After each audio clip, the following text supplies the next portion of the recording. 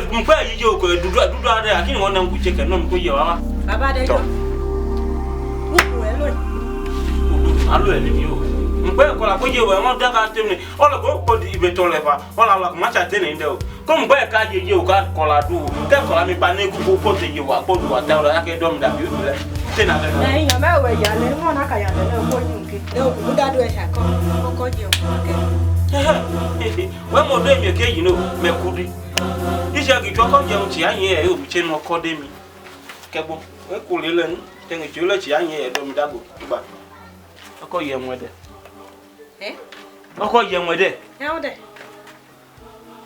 oko ye un iwonu e ji yan je ohun e ta no da koko e do mi ko mi ki to ṣogo ṣale ni e ji yan je ki de fo ye ya ise boko e jajo me taki bo te won boku na la manu na du ṣogo taki be bo to je e ba cho ouna we cheki al ke ju e ma doko ni al ki da ka kuna ko jo mu ko kem ko hu ye kem ko je yin papo e chakadu we pe ro jon we economy ba policy ka ye hu jo ala mo ko kem ko le hu je o cake de life na da gujo ke da go ke gba e ma gbe yin ye pe ho mi ne mo gbo ko ki de fo enu ka ku ne ke gbe yin je na du ṣogo le no e sha ne doko do kedu mi e gbo cake do mi o be bo ko ku ma du le ja jo taki be bo to taki zo to jo je na yo gi ba ku ye u chenga un na na yo gi ye ma bo ko ye mo koro mi jo ohun ke aku ke ka je yin je ki de fo e we unu go ni e po le ke u go ta e yin je ki de fo e ya ise bo ko te we u jogo meji ke mo se bo jo taku e do du yo e ma bo jo ni o cake do mi be un jo o cake do mi onu ma ti bobo ibobo 100 naira bobo pa mo je ke hula uni magide yefu magi 50 naira apo nu ma tapo o mu de yefu mi na won nu mi ge wo je obi na yi tako 500 naira ma bu je oyin mi yo e je mi ko abana ke nu go le amoko idu ke o uwe na ka ke le amoko ke du ta na idu ke o omi e da bi emi mo jiyan je ledun le amudu ka o le o ke o e wa ka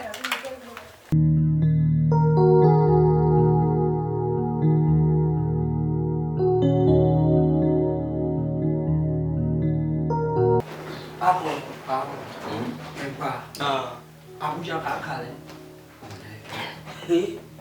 Na mo fe. Ama ugbe ikumede. It's enjoyment to do me wa boy. Ukolo upayo me afumechi. Teru e ukolo le mo mi de ohun na je na mo. Hustling no ti mo. Hustling. Amokta habe. Hustling. Kamere ke. Hustling ko kai de edu ki wa ohun na do ti mi ki yo de ohun na je na mo.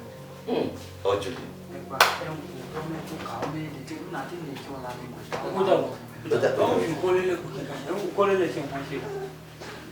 Egba loke yu ade omo na nkoro meba na lu eke ola mi gbeta ko la mo o gbo aworan na lu na me ko emi bo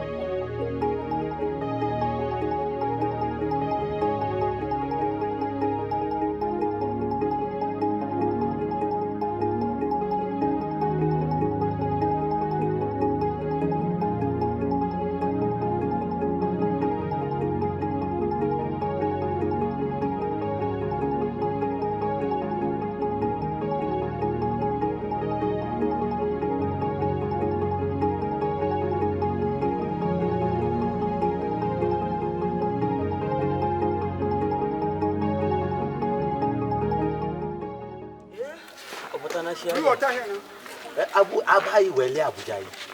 Amene ka ni daddy omi gwa Abuja mi ase. Ola Abuja.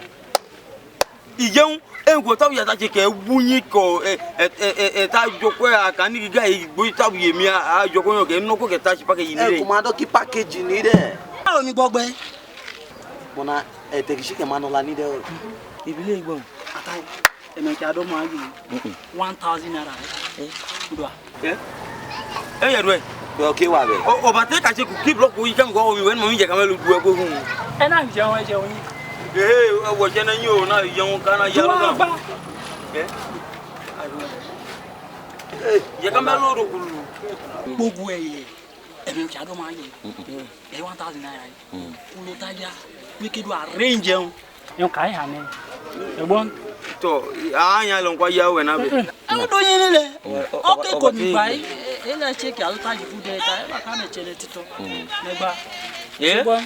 Aya je no pa to mi le. Arrangement.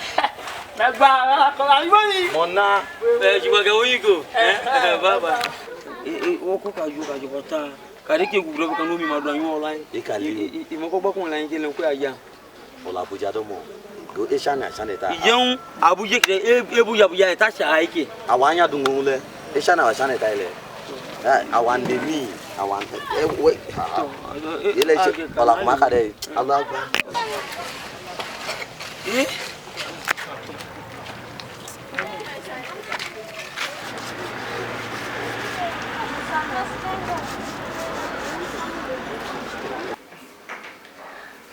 Oh, Joanna she. Fashion no. Mama, Adejo. ama edom se pa bien. Ola school ki dek na kai. Ke na mate ne ki tunu yini. Edom mi bonu. Ajo ala de keta ku bunyi ku ide. Amon ko mi ba ma ku school, am da biti school me. Ola edu na kai baba te tunu yini, ma chuwe ke te tunu yini, baba tunu yini. E on leje edom mi bon. Edom mi se pa bien. Adejo. Go. Thank you, Wedo. Yojo. We she mene ka te se. E pa bi e hun se pa bi me. Ojo kite ta do mi se le ojo aje na no ko na se. Yojo. Ikiwe ni olale kiki se so la ke rute fun. Chakuli.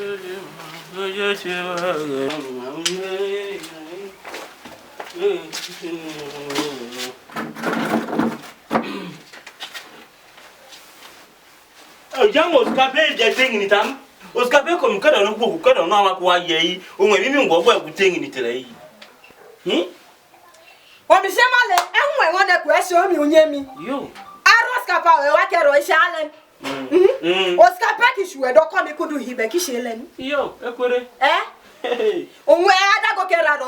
Kete ko na ku e se omi onye mi de. Aro jeun we akeda go kero. O ma dago o me school de enwe maneke ma ke rani. Kete kene ke ase adago kera ro. U jeun we ki de. Isoko e ogba odulan. Yo. E gbola mi me. Isha ki je se u hiku ne ke dueje na dueje. O ma de ne ke de dueje o mi gbo ma mi ase wa uje o sha mi gwe. Kunye mi ku me dago ku me bo mi na. Temi o le ko yima le. Uno na mu nege. Baba. Ye agene ki biak pe tunge woni ki aju yongi. Ye tola jon ki ti o nche ki to ba de ita isaka ni e. I biak pe e se ma ka ni biak pe e se men ki senge ku ki du i do le ke si. Imda lo le mi e je ke sin. Ola school mi tita ke e je ka ne no ko do mo ke ro me school mi. Abunde abaje ko mi amaji school mamda biti school me but o mi mda tuni o mi bunyi gui. Week ala de ko no ko bunyi gui de. E je edum tu ka tu ko lo ko. Oko atengo ku akoko nyem na de ka no ko de ke ro me school mi. Aba enge se ujo ojo se yan. Yo, young ne ki he abobe nwe bo mi. Shole mi e ki kula no. Ojo ajo mi na ayoko na se. Egbo shele mi. Aba enge mda se mda yan no. Wedo. Ko ne ni ke na pa ki atage ne de ka ki na. Adejo, we na akola o ile. Me na wo ko so eja ni. Adejo. Ko ka bo. Adejo. Ku e pa ye ku me bo mi na. O ma na bu mi, iye na bu mi, onye mi ko mi do ke mi ko, o me ja bo mi na yi. Ko nki na bo mi na, ko me nki na bo mi na agu che yon ma nwere. Abobule de. Ama dede. Na go kocho. E kuranu. Ebo. Olke ale haki. Ko do mi lu ale. Alo to bo. Alo kocho ka ni man ka ka jolo ka man ka kocho. O mi ake gukunyi kuna we wa kubola. Alo ke ake chimani ka kocho.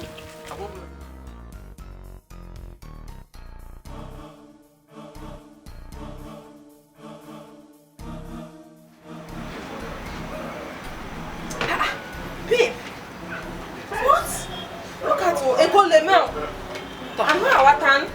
I got the mic. This is almost hours now. My See, I'll give her 5 naira. baby, calm down, Mawa. My gosh, I jammed Mawa, so me came Mawa. More than how many hours? Mawa. I'm baby wale amayo.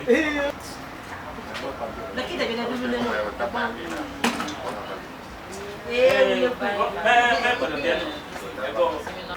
at Kakini kana lokana survey kana take environment taka man ka excavate me ko mi lo tubo ka ko mi alo na mi Go back drop. baby,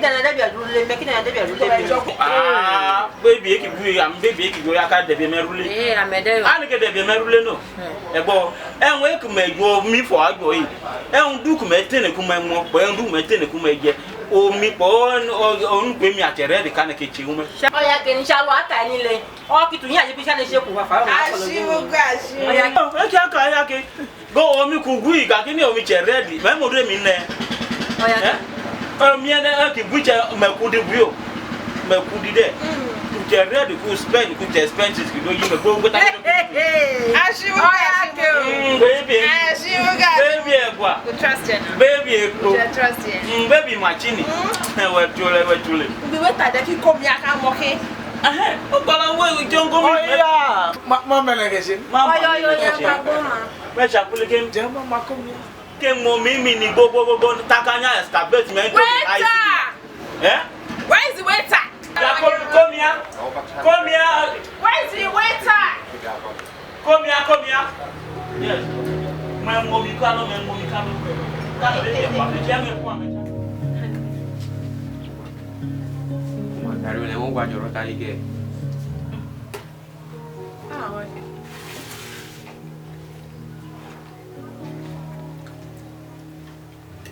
Apa aja jatuh kotan nih benar jauh.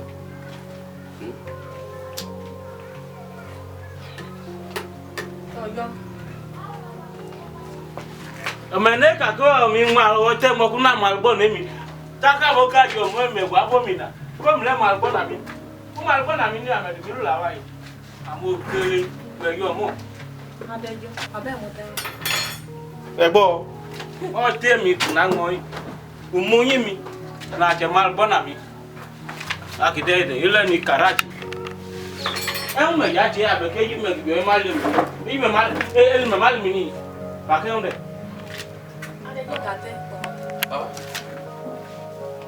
Chote mau dah win. ere ngote ate angote kaka ate unga ngote omi eko omi komi angote je komi angote iye nu kwa ngote oju komi kuna ko yeje uye na ko ki angolo Ashimugu odu e na adon. Ate mo e adaga ju buge ma ni ke gbonyan le ni. Ashimugu. omi Ate mo e wa dago yi. ai bodu mi ya ri o dete e bu ya ri o Ashimugu ka kodu e na adon. E je ke no ko ma du bi nye mi. E mi da si no ko ke lo to da ke nya mo te. Ohun e mo e adaga ju yi Ashimugu. o te ko ko ma nu ngote yo kele o ma na se kuri o ko je mi o mi am ko me ki mu ka se kuri ki mu ka ro me mu ka we ti ri yan omi no gwa o we ga dago ya ko lo mi ko mi angote e ma fo gba mi we bunya ke ana na gba mi ko e kuma ka ro me se kuri ide be ai ta ki tram me ko ya mi tram ado Jauh orang tu. Ashimugu. me e bia gam danyo we kwa ye we come na ko ma ko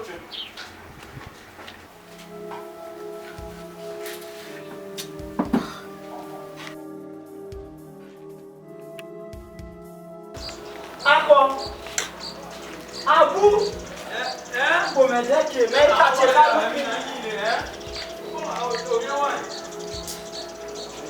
mais ça c'est calme. Et Nede, alors tu connais kai? Nkole kale, nkole onalele. Omi shege no. Me chege. Without. Ije mo ko tabu ya ta cheke won ke ki big boy de kan kan won no ko de. Da go ku ka o me. Te du mi o ma du me o. Ako le jo ma te no. Ashi. Omi chenu. Me chenu. Ame me ne ke adu je mu me je mu. Ame ma. Chaka no ko ri jo ya le no ye ka chona le o mo le da ga bi ye ka me lo ta ibo. Bele de oju. Dio ta kule ku oyi ka me mi ayo mi para be kani ame police go mi. Ko ko le.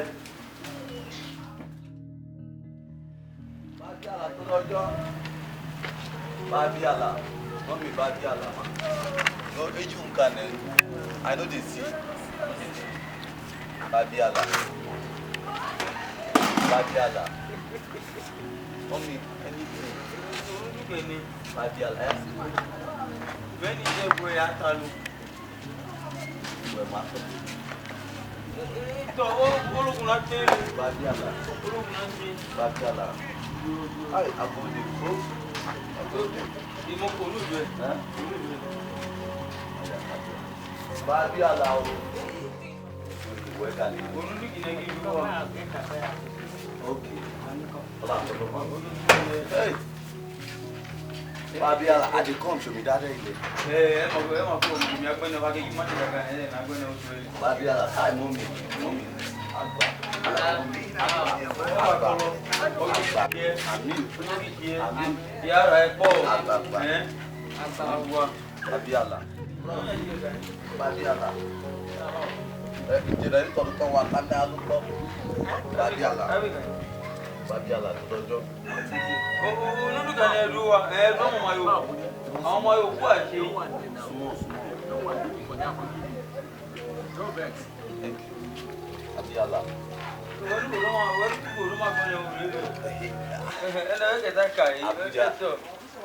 Babiala o. Megba olakuna kai kibi mejuno. Mese ma ko mi ka me Abuja. Oko yi ku me ja spend ni amu. Ugbo me dupo, ugbo me koko. Okay, can you spend in your kai? Go hojuli le. Hojuli.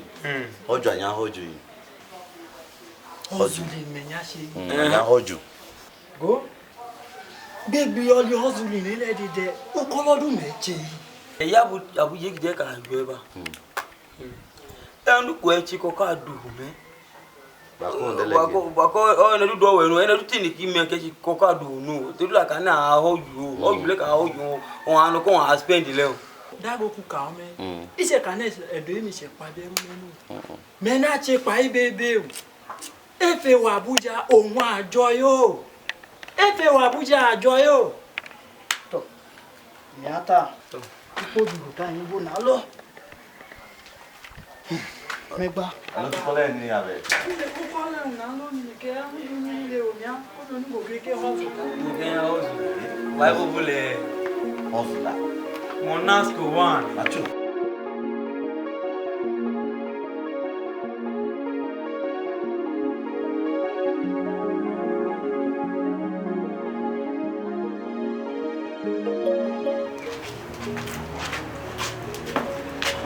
Who carried that money from me, sir? I'm not calling. Hey, and where will they are you? Come. Who carry my money? Jesus! Wetin be this? So now you dey kill my business? Eh? Now you dey kill my business for me? Àwọn makide mẹ́tẹ́nẹ̀ májá mi dùn pa mi. How there? Hey! So now they will tell you say make you carry my money home. So that this I don't go get anything to sell for here. Eh? That devil go carry you go your papa place. You don't hear me? You not go work for me here. Just go your papa house. Abeg. Please.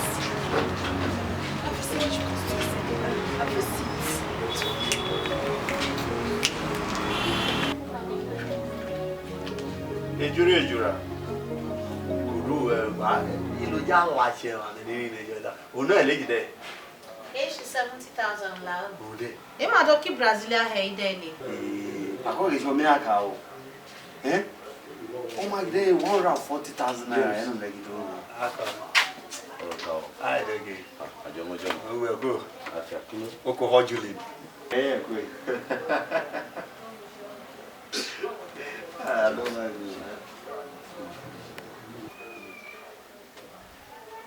What can I tell you? And I'm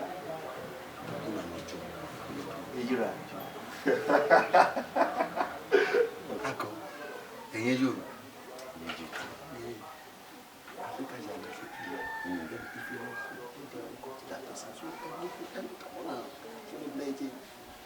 If you love somebody,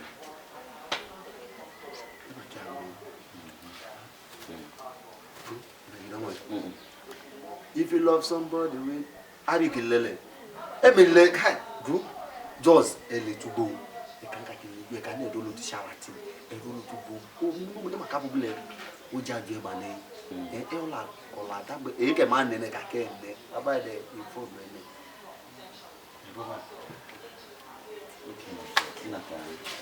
up. In that I Well, go to me car call. Okay. James. Ejura. Abuya. Oh, mboko lenu.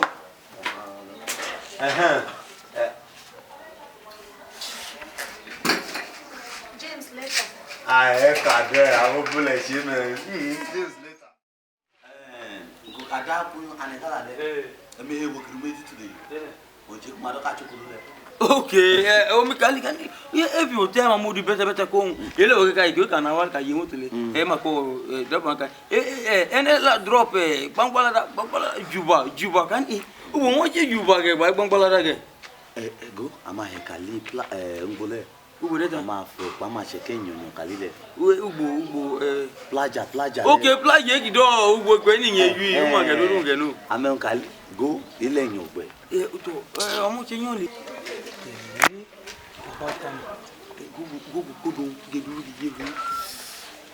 Hello B. Oh, Ufedo. Go. Mele. Excuse me, have you lost your manner? Is it how you touch girl anyhow? Aku made all share no blend anyhow. We made it on a day. Go we cook igale shi omi se ma. Unjo ja tete mi. A je kan yin ti ya de won ma gbono jo ka de. You don't bath? No. Ola bath. You don't bath this morning? Eda. Have you take your bath today? Go eli olon ki afun go ya ko memele mi o e fun du to la. Aula gbe yin ni mele. Exactly. Come on, show. I call on memele. What okay? Who you help? Who I help? Go on do mi Abuja o. Go mi kida go do Kabu, omi du Abuja. So you help. Come on we me. Yes. You help me. Yourself. Who you serve? Serve.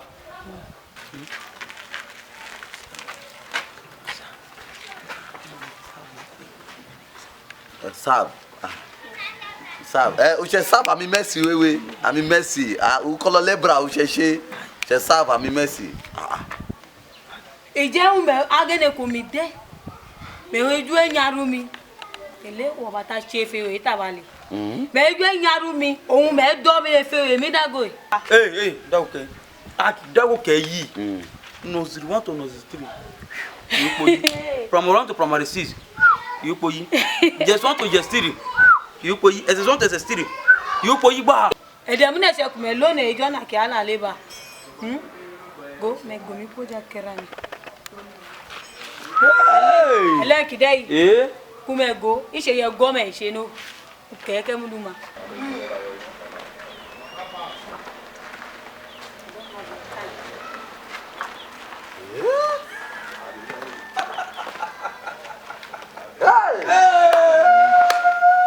Hey, you know get sense. for me. Any who you serve, when you serve mercy. Mercy, when you serve mercy. Kolo lebra kanya ka shi ya. Yang kai dai. O shi who you serve ile, ije serve you mercy ne. Table man o ju. Ka lu daga ro pon. Ko yin ku ka. Ima ki mi to mo ima o bi eti e. Abu? Abu serve me mercy. Who let me man? Abu? Omi gbele adago ki omi na. Who you serve? Abu? Abu?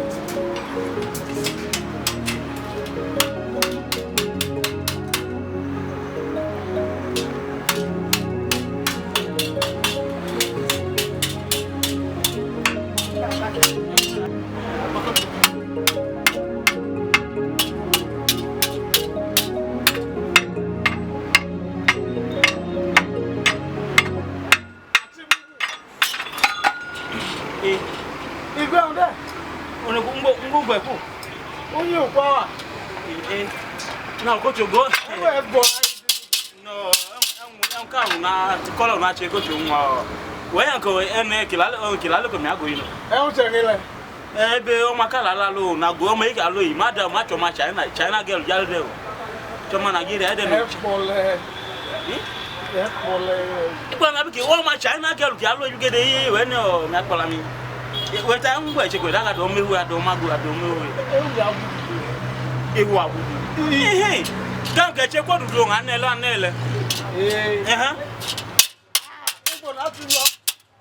Book at you. Like at you, madam, to jack to you.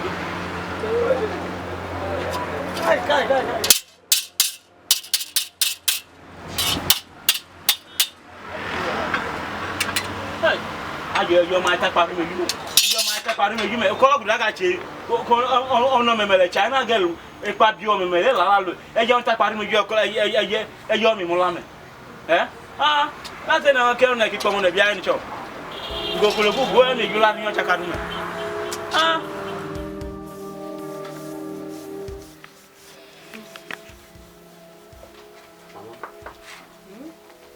Go, la mi se pa me. E ngo de fi ko e ka je hu ni ge. Ola baba ya shimya wule. Ola duku na ka baba lo go school back ike ondun. We kan ike ondun. E gugumi ko gugumi mo je gugumi de ka kini ju mejeji na lusi. Ami yo ko mi ko ma lo ti school. Mada bi o ti school ajo ma ko chen amda mi gunyi bi. Baba je kali na ko ka ro me ne na tan ije. Umi ane ke wa ya lo no. Ida bai baki if you na yatine kolo dukuli na yatine la bacha ko manu do na tuma bi onu dukune ole mi ojo ka o chemo nuku na chemo ka ni mi ne ole mi onu dukune na do moja kola mi na do moja kola mi una ni ke gwa ya lo iko de kan ni kola mi na pa bi mi Adejo mama agba o se gbole onugo na emi ola mi pa ume onduku ni kikage ameme ngidomo ugbo duke loke nya tene kono ojo kitebi ojo ki ate ogba amin loke nya tene kono egbo kwana babe ojo kitogba kona okolo ki mu bi e ale ade na mo le mi na mo la ila adu tu chile ola mi se pa ola baba te du we kan ibon ni kan ibon ala emi agba ojo kitu ogba o mi amin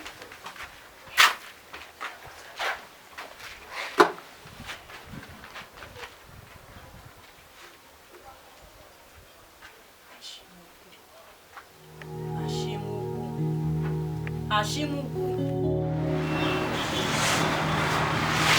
Oga, kumbe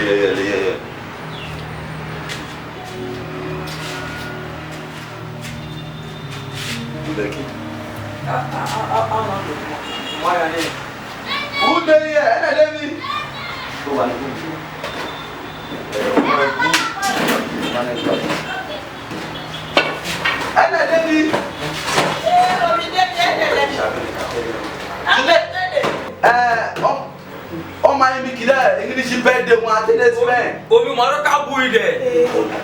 Ako. Aule. Ejo se po. No. Omi mane.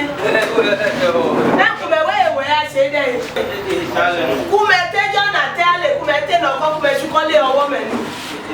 Omi alo ti e ya do le te ya di ta ku kan o ko ba ma jo ma ile ku me we a se omi mama.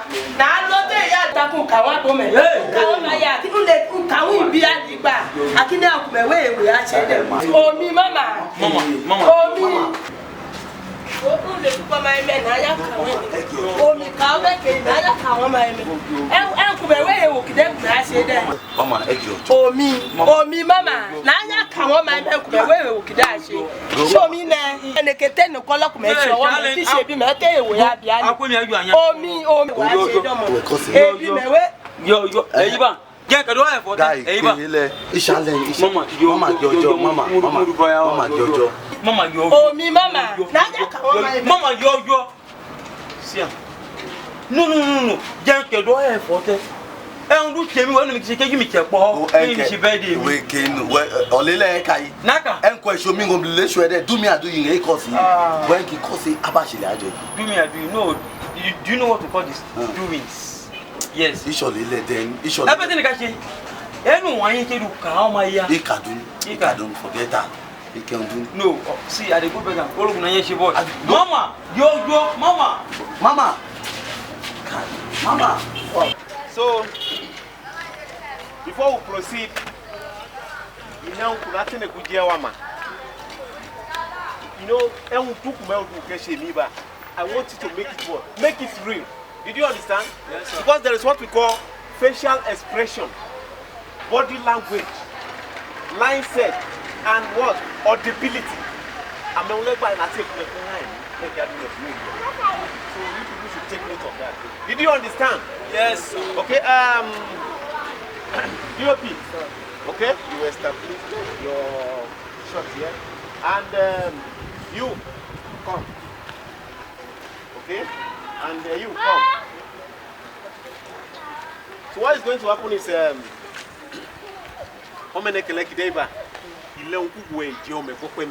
you don't take a data away. So let's assume in a data away, many kind of you understand that? They're very harsh. Get drag, Jack, you wanna look at you and make real. Make it happen in life. Did you understand? Did you grab the concept? Okay, now you go back a little. Get back a little. Okay, this is your meeting point. Okay, get more back. It's okay. Okay, camera, are you set? Yes, sir. Okay, silent background at the counting of 3. 1, 2, 3, and action.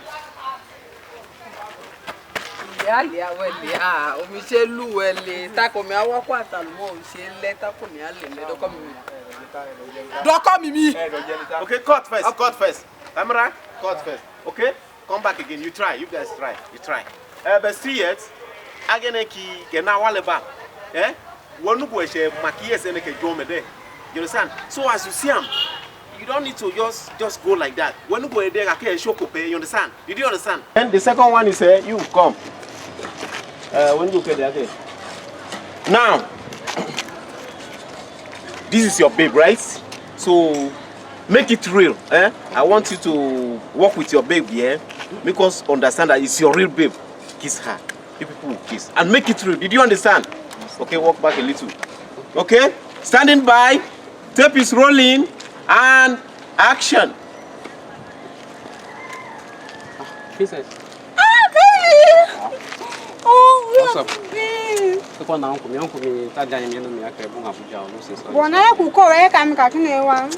Sorry. Adejo. Director. Okay, cut. Director. Okay. Thank you very much. Agba. Now, sir. Now, sir. I should do color now. I should do. I should do color. Yeah. Nago. You color is senior. Okay, that is good. Nago. That is good. Nago. Omi atẹ̀lẹ̀ kó wá join ní mẹ́fà. Látẹ̀kù ti fíìmù, ṣé yín mi ẹjú? Àtàyìn náà àti èsì fíìmù pàwà. So, I like èsì fíìmù pàwà bá? Okay, that is a welcome idea. Okay, àwọn go attend ẹni kì í ṣògíjó, again abógíjó, because fíìmù èsì bá, ìṣì àmì mọ́tò kàtẹ́ àṣẹ. So, ṣé ní pàtẹ́ kì í dánmọ́ kà abógíjó again ìwé ẹni kì í ṣe. So, if you like to act with us, no problem, you are welcome. Agba. Kòdúkẹ́ wá àgbẹ̀. Yo. Nago. Omi pọ̀nùkùnmi ayáwọ̀ náà. Okay, that is very good. That is very good. Agba. Okay, Shona kumewake. Kola kola. Ini ayin. Nago. Ishe mewaona. Adeyo. Agba. Okologbe. Ate agbo lai. Okay. As you can see, we are done for today. It's over today, eh? Tomorrow you people should come as early as possible. Thank you, sir. Adeyo, mi daddy. Uncle mi den ya kan yan che. Uncle. Che funny.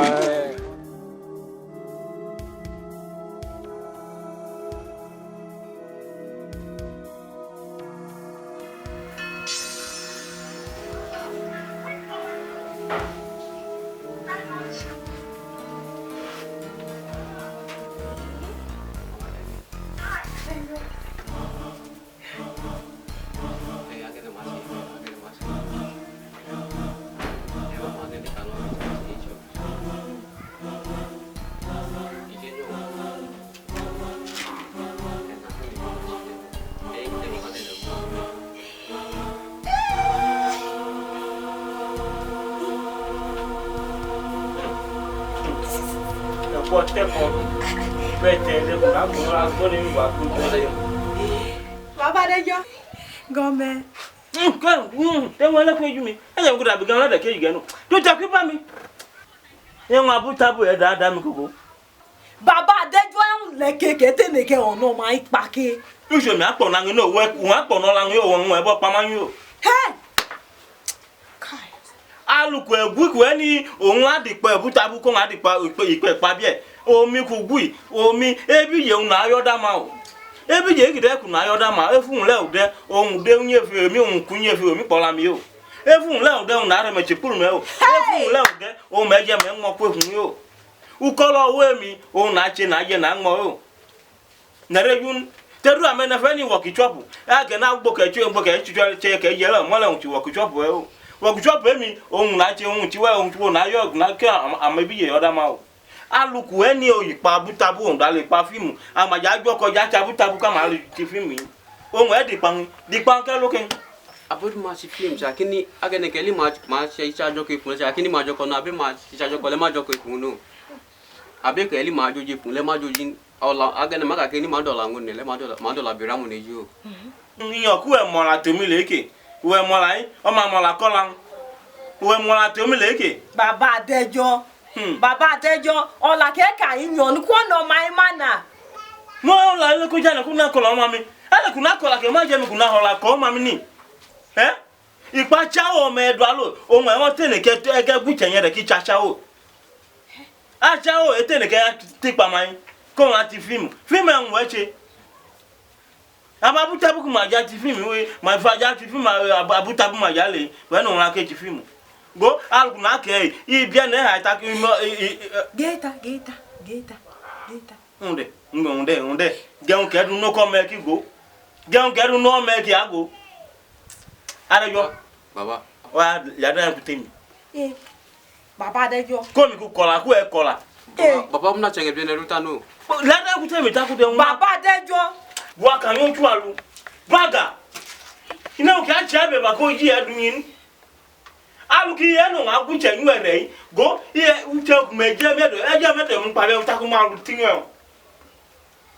Jaga jada mpa ma lu tinyo. Abu ma ka te bibi ku ku na ma ke mpa de. Baba Adejo le ki da yin mo la ke du da yen ku ta ni le.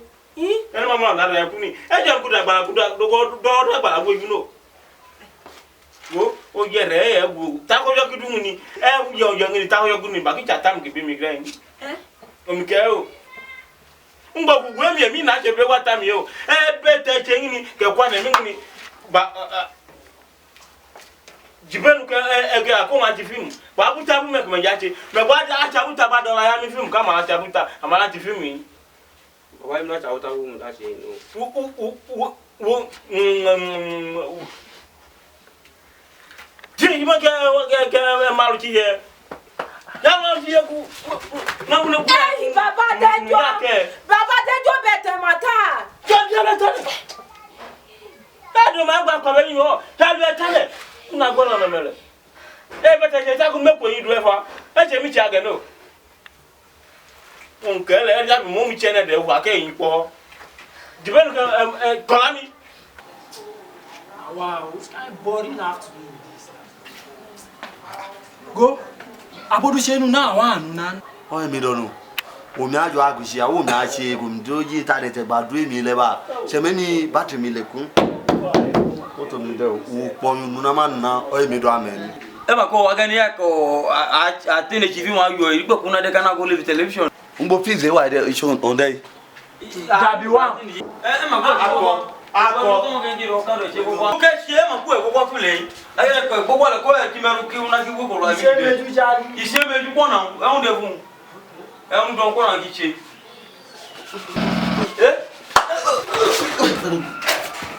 Ako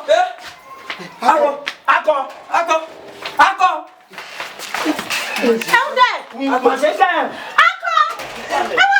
Abi na ba je ki mi ako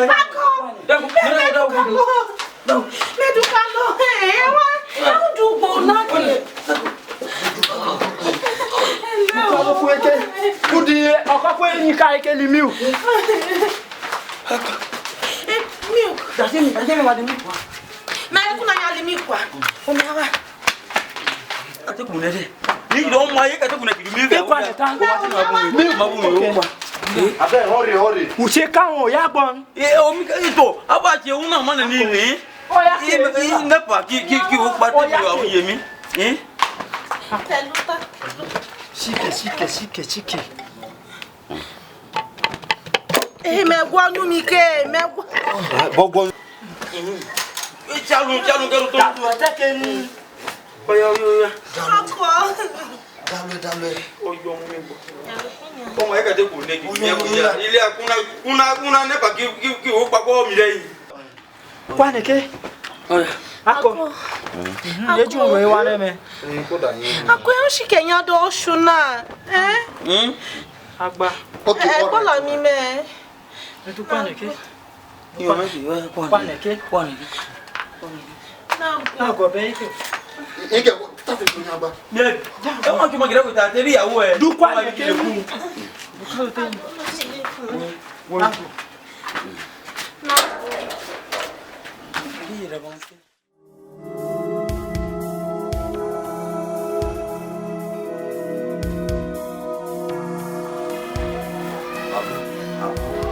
Ekuna ke e ma ken ke se yo na le unju mba.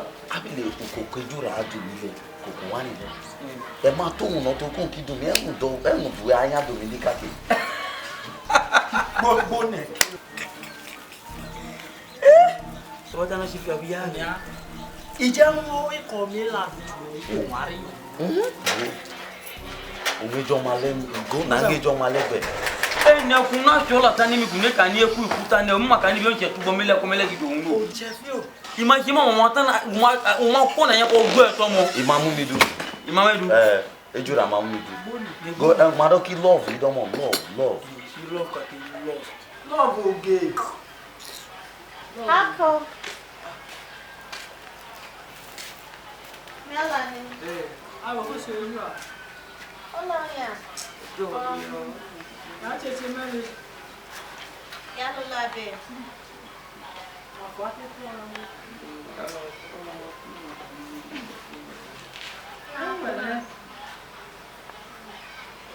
ulogun to o yo se Ikwa na eme mudun ki moke. yin Me ka nku emi.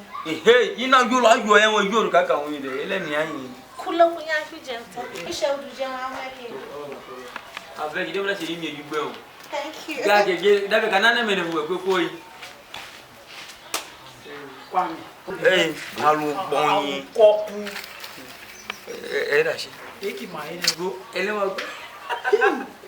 Parachita monde. Isi parachita. Oh, aya, oh, no, le chane reni. Ampiclos there. Ada yo. Je on est black là ko yini. Dago ye oyimi. Energy na ya watu ngino. Ya do. Energy na iche o me nra nyi half me. Advance you do I. O kon go ka boy you be half. Na re you. To ya na ma nu check ma de mi ni ile àwọn ko do egbon ko le to mo. Inani. Mange. An ke ma we gbe mi spand o ko ni le. Tere ba ke àwọn ko le do ake ka ko la o misuse. O ko le misuse baba ku ake mi spand na.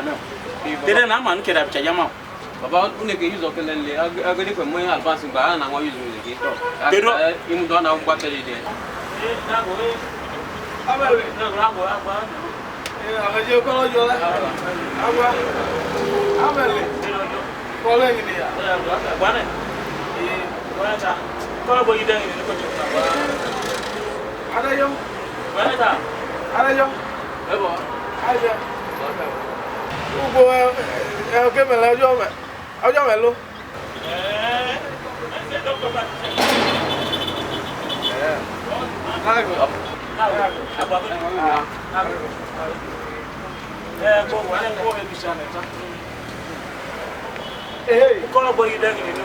Amukole ku chejo ku je boju ndo o mama akutani abeki amachama finish yo ma do ko ma di balance mata ni ja ku gba yo mi je me mis control le mi agwa yo right go ko yo mi yo ma do ka mi Se no la ne ga na mdu reta yo ene ro mo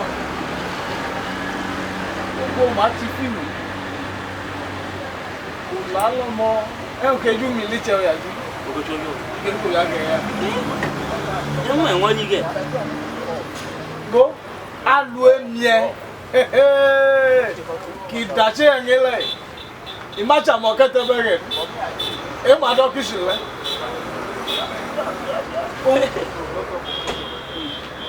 anu ma me mo e le na ka ni a o ka ene ni e do wa abogi jo ma leche aga me wa yi o ma le atini ja ya ne ba ko nu ko mi do mo na ya o ka o ka join mo na ngide fu mi ma che de o ko emie o ka ni cho oh imo tage nile no mu toju ke mi e chugbe ya mo ta ko che ko ke mi jang jaru nyal mo tola la bo yu ari nyotule o mi ko wi o mo tele mo o mgbe mi ma ko che ko yo o mi ngba ti film na ti film yi na ti je ayo re ole ko mi le wu na ti je ayo ya je me yu chele atagi de la a du de ona ojo ma ya che nwere ona o ke o du ona ko jo na wa yi elo ise we ki aka ya ke ka ko mi do mo me ona o do mo elo ise ai mo te ma yo ye o ma du ko ma ko ya ko che be em ko mu kara lo ke mo ja da ba le mo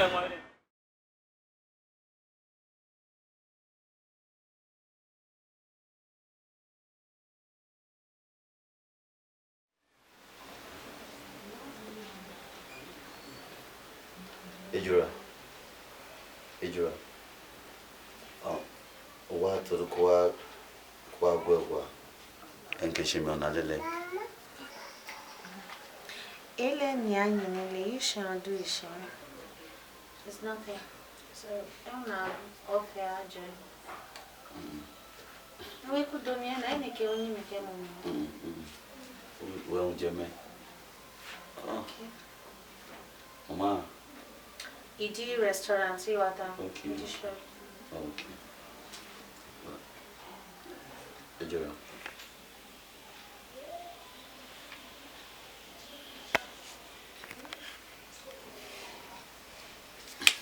So. Aluta. All right. Bye.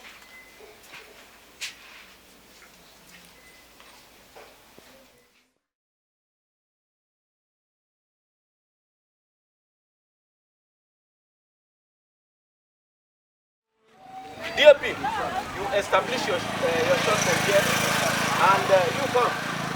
Yeah? You come. In this scene now, as you can see, she looks so Californian. Eh?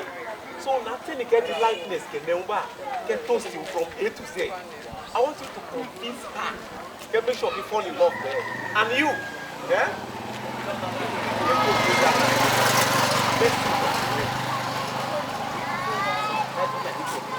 And this is your meeting point. Yeah? This is your meeting point. So well, go like this, you come from this direction, then you come here. Oh, now. Okay? Silent back set. Camera, are you roll? Okay? This is scene 12. At the counting of 3, 1, 2, 3, and action.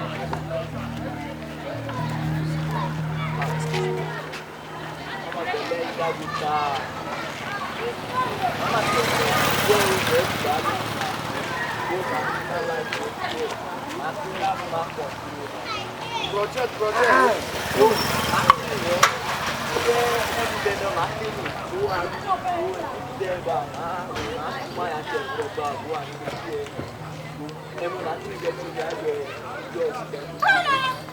Phrase? Okay, you know what? You go cash it, be surprised, to this extent, just now, you understand? Okay, continue, action. Wait, how are they going here? Can't go, go. What the hell? And where can I go? What? I cannot.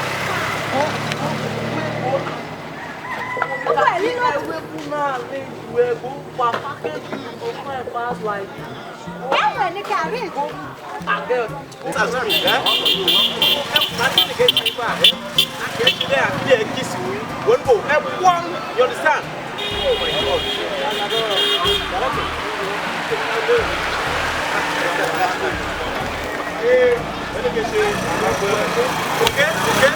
Okay. Let's try him. You back aside. This is step 2. Let me just,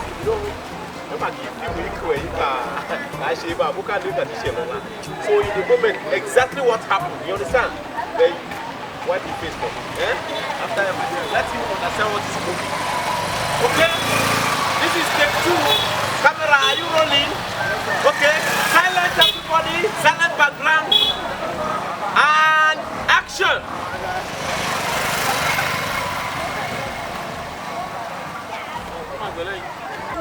Well, it's a bad. You make it a go. You own a kulele, on academy volley, no academy bargain, Mamma. They do not get people a little about 2 years today. That will jam in the church. Dawa me here, they were abo. Nakeke. Kakinia camp where you are able to read the comic to allo, and read the Kunade allo. Each year, one or call a ball. All like a dead dog will go year. Bo Baban and my domicile. I can't carry to me, shall I? My shank, you own a cadre, you make him quite to come to me.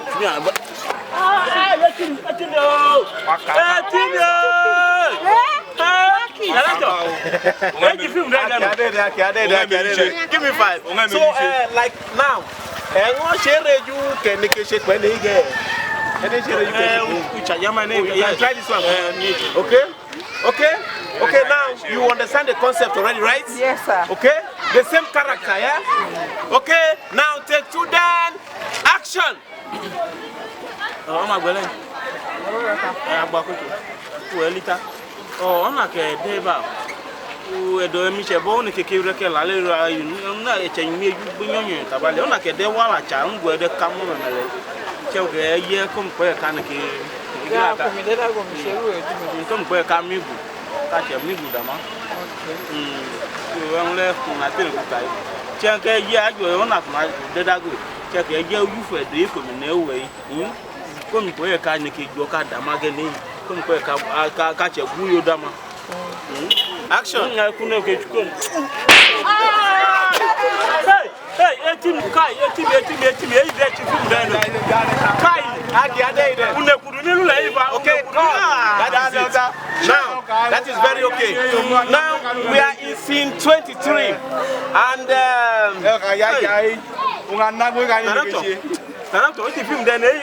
wait. Medoje.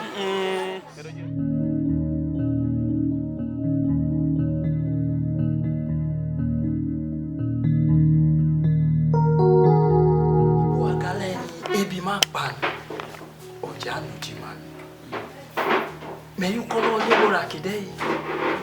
Koku ugwane gala ko Abuja ti to. E u call le de. Ohun gbo no ko o yin kide. E u call le o no de ohun na no ko mi jam. Jomu wana admission ni na yo. Ehun ki take awo. Abu na admission ya. Ule ehun menje. Tidu abale na de ni kume ju pa to call yi. Ama emudani ni kuna tene no enwa metete ni chichi odini aye joba ibo tele go gane ka joba atin ka bonya chifu ko mi gina chifu ka mo ni mana gomi ile ko mana gomi ba fi mo die do se ma lo ki to Okay. where Actor le de ki. Actor. ini ayin e o do mejo ku ka me de na me ju pato ku organ e ma cha ne ku o ya wa te ni ayo le ke ka oyori se imashuwe ke gbogbo ayin na lu ka wa se gbogbo ni ke ka wa yin school ki le ke lo ni ke mi tete o si pa gba le la pia Ojo ki se mana ake Africa gba asegbo. And Okolo acting kide ka ti mi se ki film ire won se film ire ki anya pejuru connection kide kan ni anya do share o ya se pa je ka mu ne ko na ne ke ni o gbe lo e ku ma se ajo ku ye ki ara mi pa ta ni ayin agba ala ko ele alo o ba kaka ke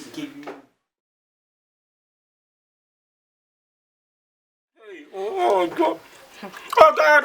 Dagomo, pena ye, ko la chi director. I get to. I have to give me to me to talk, ko la chi director. Ele, if you want, give me like it. Well, oh, I don't go me. I don't get a pammy abeke. E pa mi ya e che ike. Wo pa yan mo no ke o. Wo pa yan ti filmu. Ka ke du tana dominado e. Ai, o ade jo de mi nu le gide mana. Ade jo ma o de mi nu le gide o. O ya ke jo ma ke o mi wo ma so ja go ni ya ke o mi chagbegbe o.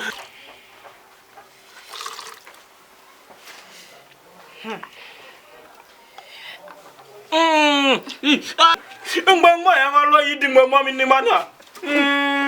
Ai. There we go. Baba. You go tell the film. If you wait here, we are here. Go walk on your day. Walk on here. Wait, Baba, really. What am I doing? Roll line. You get a carrier. O mi ati ni. Ala yo wa na mi ejele o. Ala yo wa na mi nu la bi ma mi awo. Ati me na. Ai, ayo. Baba na do here, mana. Ye jun dale. Ai, e pa mi. Jun gagada du ka do. Wo pa yan mo no. Ada yo mi enya yin ya ada yo. Ada yo mi enya. Ada yo. Ada yo di mi nu le ngu o. Ada yo ma mi o. Ada yo ma mi o. Ada yo di mi nu le o. Ah. Nja te mi na be ga ya cheke. Agiti ma bu ga ke mi re. Hey, o mi ada yo. Ifi mele. Ifi ma ka yo di mi ya re filmu. Kuma ko mi ti ugbu o. Ada yo anya mi. Ada yo. Kanya mi ada yo.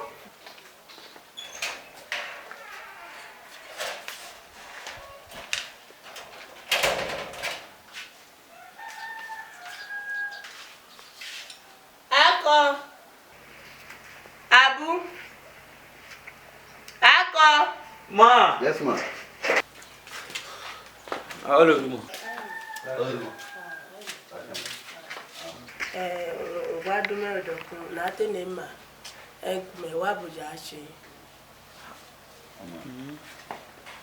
Mama, akawa buja ukolo na watini, ukola atini shi. Ukola atini shi. Ama imda nenkawa shengi junyo onyo. Wa shenwele. Agene wo ma shi film le. That is a film, a book, my art, I mean, artist. It's a new man, you come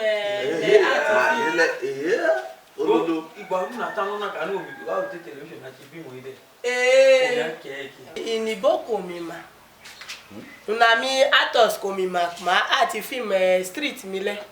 Around the street, yes. Ma shajo ma art sometimes. Ma laja kubomi ma jane shop me. Mi pa ma shakola. So shenki sheun kwa me tene na aya kola pa ma.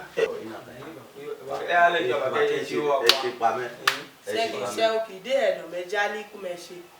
Ide ru àwọn da ka ni ma be bi se bu o se fe le ki. Ma ele se ba un du se pa me. Ola koloma. Ojo ki se. Ama. Yeah. Celebrity.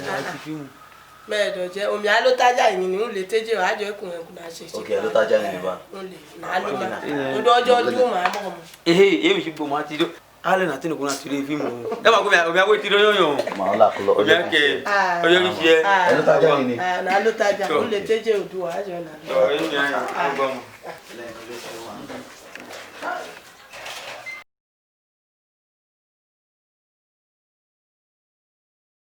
So, Omishi director Victor there, and I'm also a producer. So it's a welcome idea. And I want to go. I think I book my mature again today, and especially the kind of facial expression they do me for fiber. Different can like. So I see something in you. So that I show them, and I'm on my level. If they are interested, it's a very welcome idea. So, thank you very much. Next time. Yeah.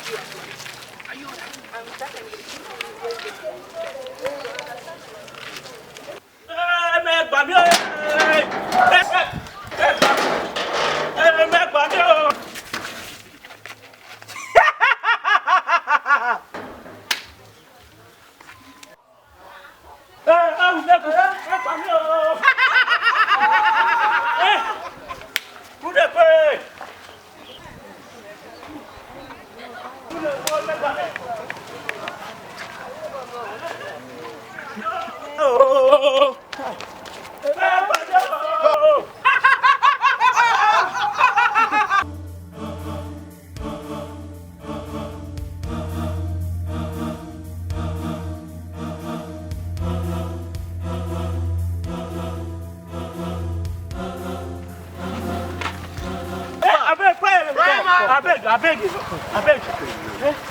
Where are you going to, and why are you dressed like this?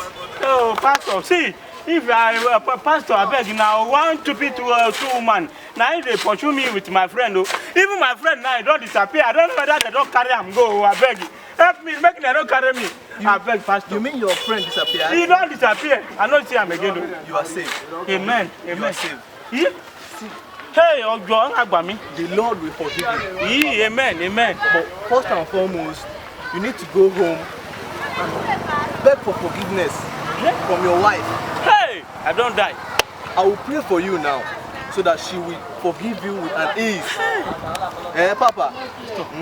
Pastor, make I go tell my wife the secret thing where I go do again. If I go tell her, don't kill me. Oh, she will forgive you, Papa. Hey, after my prayer with you now, she will forgive you with an ease. Yeah? Yes. Pastor, now true, tell me so. Yes. Hey, yes. Pastor, I beg, help me.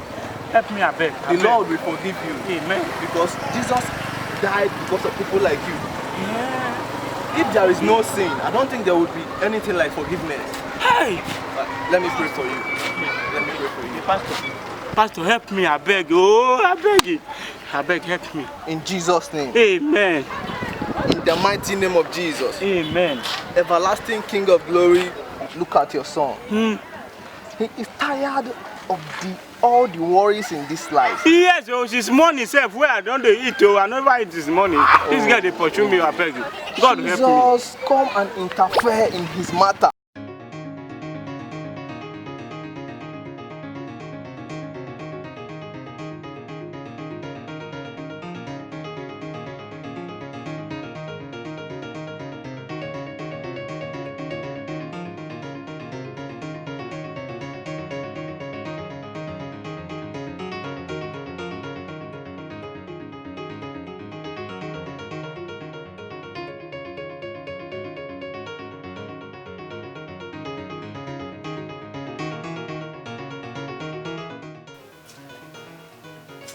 Adejo, iṣẹ́ ọ̀nà lẹ́rẹ́ mi kẹ́. Ajimugu. Ashimugu. Ashimugu. Gyojo amune kuma bon mana. E ko la do gyojo. Ashimugu. Ugbo e ko ai. Nawa. Gyojo. Gyojo. Alko adejo na wa. Aya moto gbele meji ejo na o. Aya moto gbele kada go ka go ma gwa ho. O gwa ki na kwa lu aho yi afekido la mi takpa rane. Ichaka mi takpa rane. To ka jo. To gi go mi kele. O itakpa rane o. Ashimugu. Egwe gwa kai. Gyojo ke ya fi o ka ke ya fi mi gyojo. Ile. Agba gyojo. E ko la du ka mo le ma gbon no. Ebo. Hey! Omi wa mo no blejo kata gwi oro kai. Akwa na uncho mi kata ya pa na ki e chu kata ba na ma liki o. Ako ma na uncho mi gwi yo mi aka yo mi ege ojo go de ju tere on no. Te u da ku mi guda ku ke ya fi mi ge ojo mana. Ge ojo. Ge ojo ke ya fi mi ke. Ini anyi. Yo kwa neke. U kwa neke. O ya fi mi me. Ini anyi kwa. E ka ya fi mi ade yi. We kwa. Kane go odo da le kulo ya mda lo teji o ka po ye kibo en to du ka mo na wa ye da ba ka lo teji o ki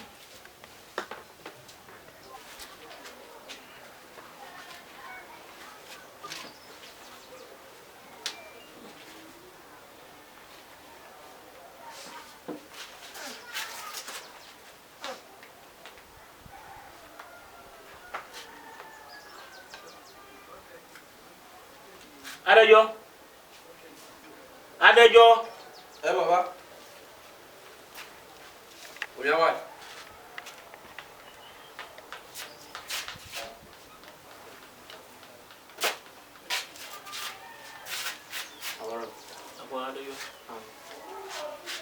Adejo. Udoku de. Ichodo mu nenu. Eje ma ka kini ngbo ka che ko gbogbo awa e nka li gbogbo awa ichi moto eche no ichi anko na echi moto ki ye un leku o na achi moto ka na nkeku no ugbo ko ache ko gbogbo awa ichi na ki data ku ka kini edo mi te ne ke elote fimu ni kegbo tedu ehun ateru ko na iwe ki ne ki yan o we kele chopo ngbo ko mi che mi kwa awa o mi che o ye mi che pa lo yi le me ama akọ na ye kinyo owe teruka ni ke de un ke ni je pe mo yi uja ko mi wa ja ba jo ide te do na ki film de ngini aboka ma do mo ma nya che nge bi ne adu chabu tabu ide he ngwa kini ute ne ke nya che ni ama aru ki mu de won chu ko ni e nko jo le du nko ate ne ko le boy de e un le chi un ate ne ke le bo e mo ye do ane tedu ona ebia won makma no du yo ifu mi ki de ya mo ne de hu ma cho ma na ko ma chana na lele gbemgbem jo o nga ali ma bo ka go ma chere ma o ta ka be wa yi ma mi fi mu du chen ye gege ma fi mu du chen ohu bote ma ne ka ko ohu boy chen ifu mi ki de o nga de do ko atu ni epo ko ma ya ko ye jo na eleta mam da mo yo yin ma mu du chen bete ngo ka boku ma ti fi mo mele apoda go ngina ba yo yi abo ma ja ti nye ko yi je ti bere mama gun akidede ama ifi me aliche wa abo amamu chen ubo mamu chen bete mamu chen ege terule un aka kini aki lo te un ni to ko nu che ya ka be ki ba be ma ja te de o cheke go emeka ke gigi mike ke go Peter Rochi amocha ka ma ma channel le film o ja go aboka ma je ja na nehu ma yo ma mi te do la film ile mana ngo muna che ti film le film yo ma do ma channel le ma bodu mai teragenele o mi abio joko yo ki je ki rawe dagen ki rabile ami na ki ru kwa bio toba wi afia te ru ka ti film alo toba ki ma bel ka lo to ola kolo ba go ole ko ka ja li wa eden je ko ni ko na shi ushi agane ke karani o mi kisi kali ko ko ngi ali ko ke kai na anji ka ko ine ando ke ke yemi do ba ne ma ti du she men ki du mi o ti fi mi iya shola bobule ola ke ne yule ole na le ole e mo ba da ga na bu ami pete do shi ba me ka ke kai àwọn ọmọ ne ma ṣe ile film le ma de fún o le ma no ko ti de on chen ke men ki de film ke ma si bete yi fún aṣin ke mo jo to gba e ndu ke ti ni ojo aneli ene na anya ko ba ne ma we de ola kolo ta lu ke ye ile àwọn no la du ki do mo ge ni ojo ki meyan ru danwe ojo ki ma be ka ru danwe ami aboku ma gbodu ma no ko mu ojo ki modu e te huma ami ojo ye ko ke che tamale ami baba bi mi ko na bi ede alheri ebebo alheri an wa tagbe alofi ami ase ojo ki mo na bi tagba awo agba na ago wa le ko to ye oku ola ko agba mi de man ba mo ma mi te abo ko ma gbodu mo me mere ma no ko me mere film ma da ngbo ma de ki ola mi ajina de ma ene do wa o ma gile mama ko ye mi ko ni agumunu de mama ko ye mi ga ko ka agumunu do mo ti ha dare to ko lai ba ni enu wa wa ko do na wa ago mejo atula lu de le bi ma le wa ye mi ara ko ma ko ayo ka o e ji che aba ji keleke ole mi pa be on get that call go the number direct go cheme nyame yo ma yibi mu elo na ro mi me e do ye ta dajo mi nu be akumi na te ya ile pa lu mo te ko ko la papa ye na wa e do ye ta the number wa ko mi kuna call personally now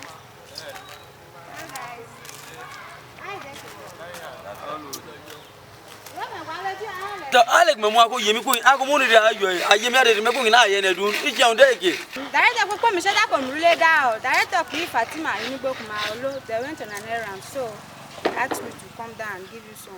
Oladaba le ya kan ni agene call win. Exactly. Isha ikami den le. Oladaba le ma ke ma na. Wait time. So director ka mi ku ka me de. Then he shooting ka tete wa shiri aza nku eyi. Shooting le ya me right. Oh boy. Iye aye ka be mi so ayo. We call am there. So Kikanuku Kamede. Yeni Oshakadua, everybody we are going to pay 5,000 naira each. What about 5,000? Who go go? It's a sacrifice now. And do a must under must a sacrifice to get them. So 5,000 naira kishi only one. And can you get to bien? Can you show you? It's not 5,000 naira. Nothing in the camp. Many are can go much in relation. Ale me mo ko me kubo me ko ako me mo aka je mi de go akamu do me na kia je me na dule la le na gba odun e maka kini ngbo ka shiri azale ngbo ekuku domo ane asewewe tege ka de ku bile me ane aga ke yin shishi fanare azale ele se eni to ka we mi ka use mi ki jo ta ka bi shiri azale ngbo quiet ma okay quiet yes quiet se ka la use mi ki de sakaru to ka bi shiri azale quiet agene ko mo ko la ni de ewe now I'm clarified now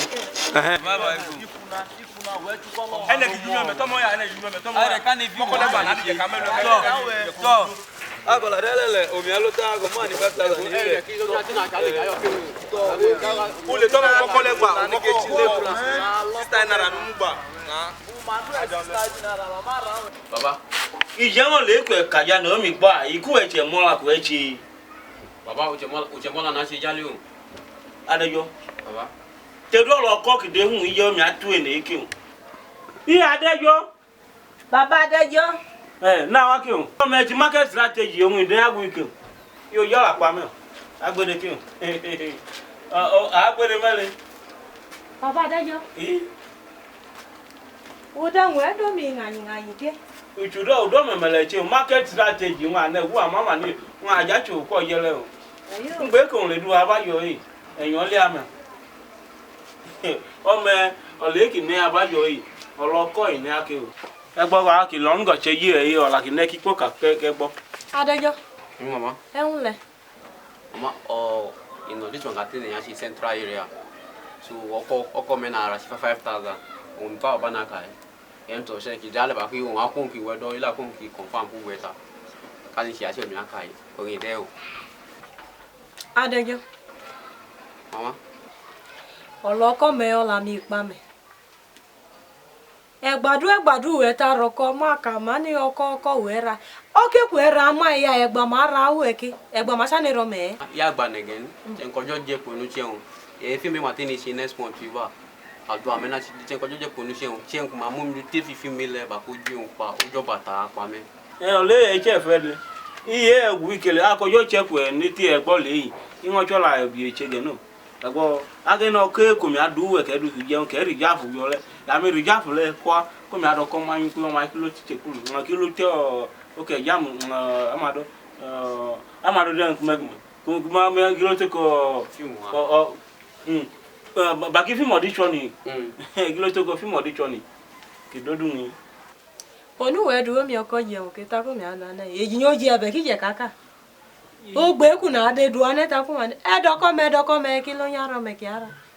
Allen al ki le le oko doko ma to ugbole ti na doko le. O baba ba ke se pa Ikarachi ni. Wala go. Ugbole. Adwa ki na me ki de adwa di oja je ayo. To se yan. Na lo ke ole ko yi me. E ki bo pa ye ki. To. Eyan ti no ko idubo. E ti no ko idubo. Teru enyo ma chu ogba takate akono ya pe ho ye. Tere gba enyo ati alo enyo na ajo yi ma we ke gure ni aro mi no. O de na ya je shekele to ko ki alo. Odo ila ku wa jodu work campaign o. Gwa odo ki aje un choko yi. To.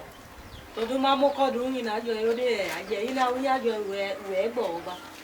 Na gbo gwa kitchen de. Ola ku na ka en na ko mu na be ki o mi manu ge jojo to ge e gbo aka ku na ka gbaro. Da afa abashile oloko registration wa. O mi mo na ti chole mi. Imagine 5000 mu do ko e won buti wa. But film le amos art. Inu wa shi now. Anya art odole shi anya art odole. Baga ko moto o ma kini moto ikani di 5000 wo. Ologene adon wa bile kan kan do 5000 won. Abi je shi. O mi maga e won to ko mi kan ni. Ojo di. Ako igba ki manu igba ka me ya gba yin. Edu gwa na kin. Awon du e bu mo dudu abe. Gola kolo.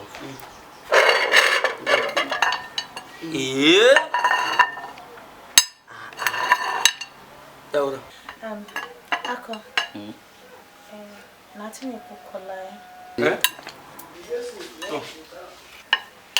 For me.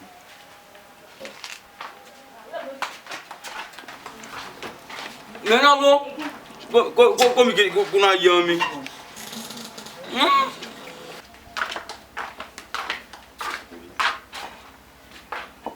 Washe. Kwenye ni kumewa. Ole ya. Ini ugbo film galole. Makola oko about 5,000 naira. I got the 5,000 one for registration. We need to call 5,000 and I do put love for shooting there. Now do it. Yeah? If you all color. Thank you.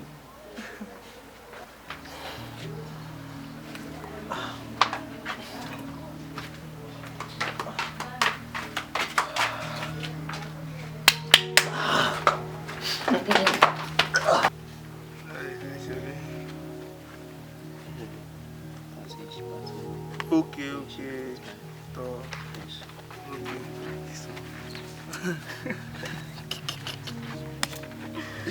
hey.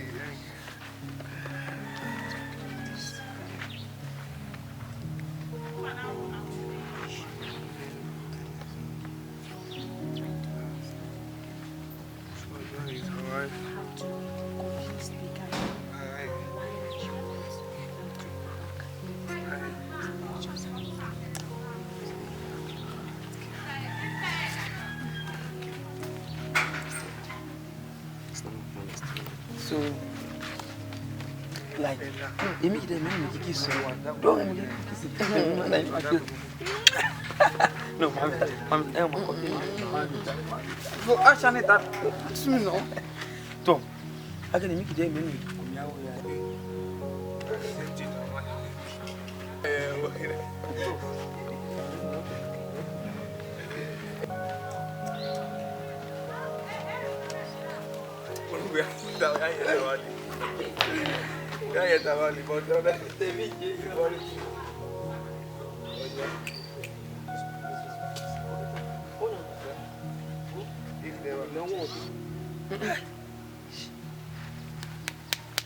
Love sinky there, you. I watch him on the can you go then and I call him? Some can the canny, I better while. Can we achieve him on the look at Colon? Forget you walk up where I will look.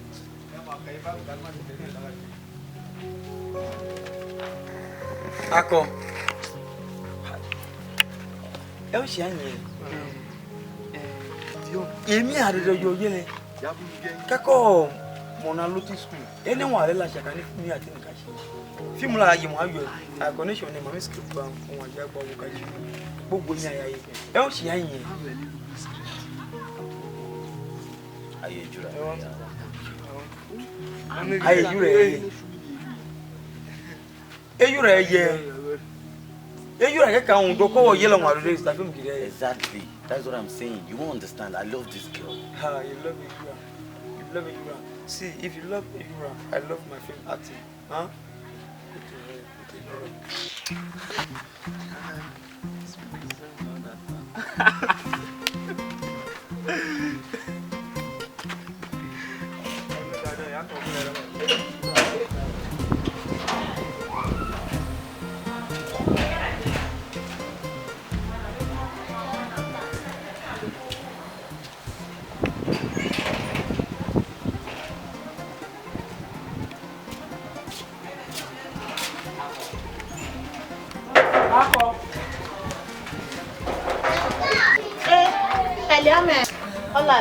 She will be my eye.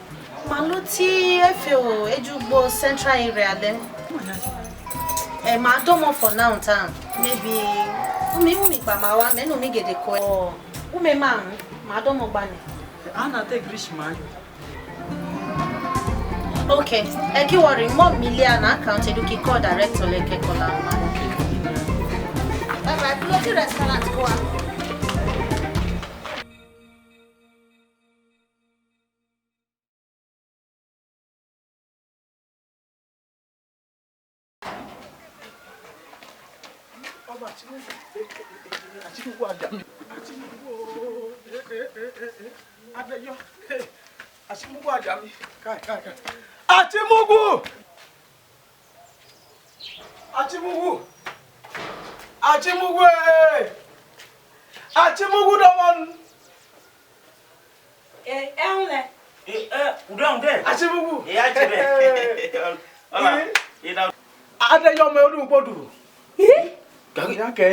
Odo me do. Adájọ́ la fi mula odun podu.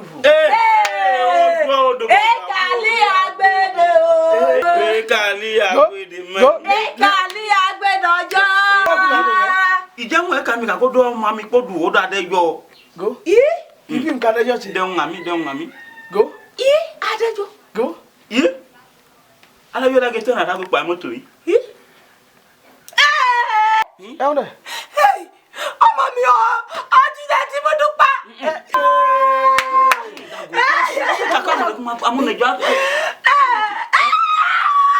Ya o no bleda ko. Chale ni chabwe ke ni.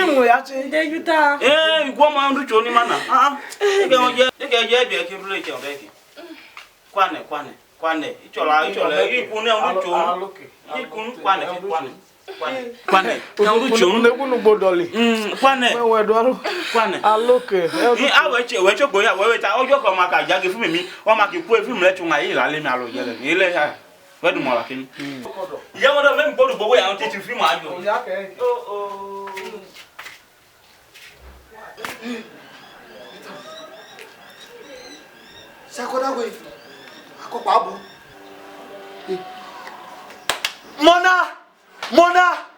Uba ma balu bonye de za. Ejura. Ewula ke? La guda.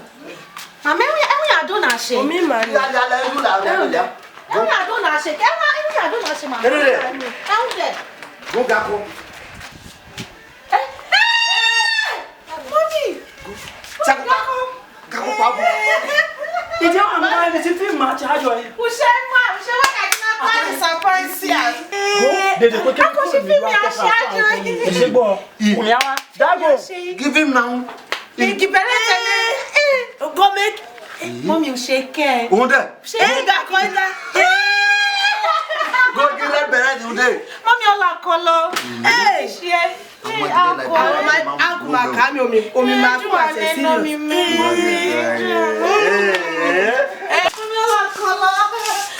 God, onde? O makaja bu ma won jile ne. Ma se blow. Go gabu go botaja beret red beret. Wow!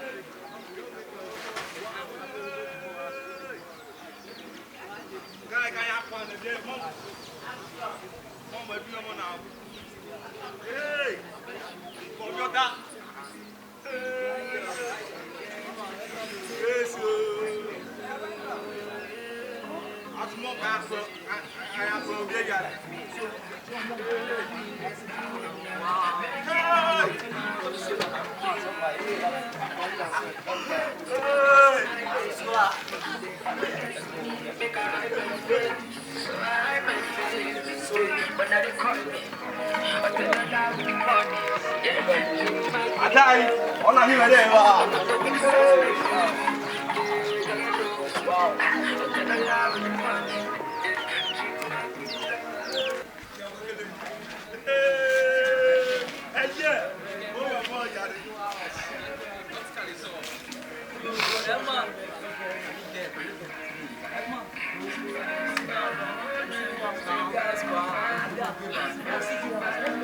Wadoki du emi ka kia. Mama, idobo ni de. Baba do mo na be. Idobo na be. Adai. Mama. Mama do ni de. Ya le jo. Ada jo mo.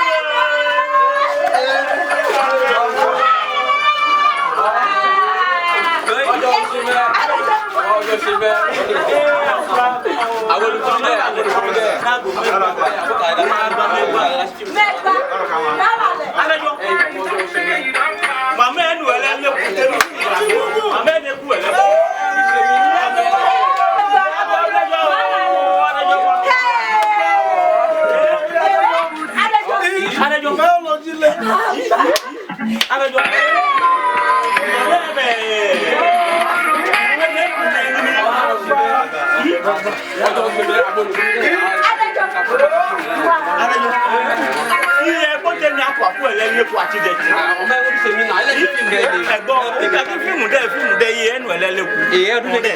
Adejo.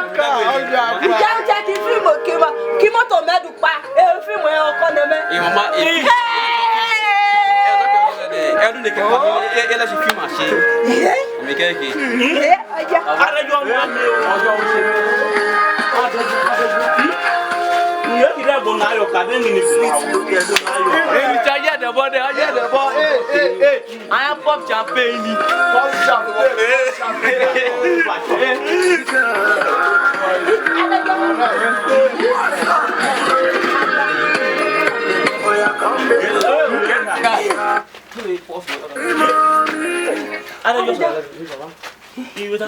Gbe mo de ade ago ayo yi. Moto mi dagi jona moto go on na yin na ni moto yin. Moto mi dagi jona moto na nene ke tin ni. E yin ki dagi ki de. Me yan wo pe mi. Adejo, mi tu e kola inu oko akola yin. Adejo tu e kola inu oko akola yin. Oko chede. Ile television station mo gba me. Television station. Ya mi la do eneke quick akuke to gba bi eneke oju television station. Television station ya gba ma gba yi.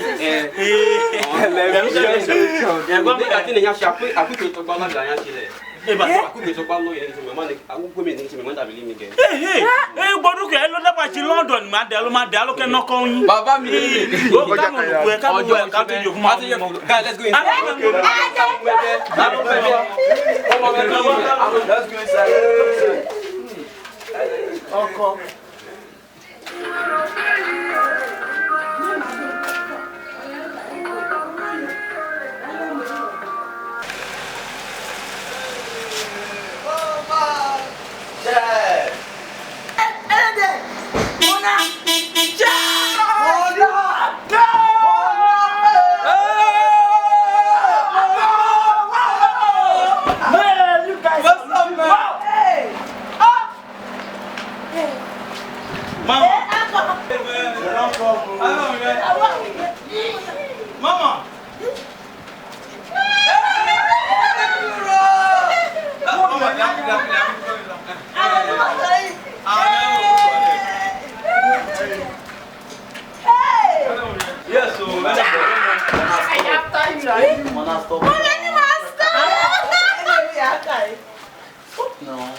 What are you looking for?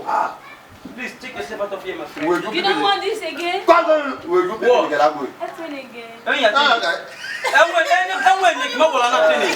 Get out. Abu. Mona, I want to say something. You quite Ejura. Thank you very much. Ejura has supported me in many ways. Yeah, so many ways. Mama, thank you. Thank you. Ejura, I want to say something. Say you're not still. Ejura, will you marry me? Yes, I'm marrying you.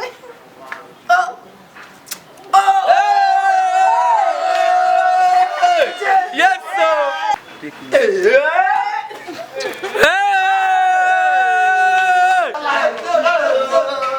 No, wait. See, this my God. You know, let me tell you something. You know what? If it smells like a fish, eat what you wish. If it smells like a loan, leave it in fucking loan. Let her go in fucking loan. She is indeed your wife, man. Wow. You know what I'm saying? Hey! Yes, sir.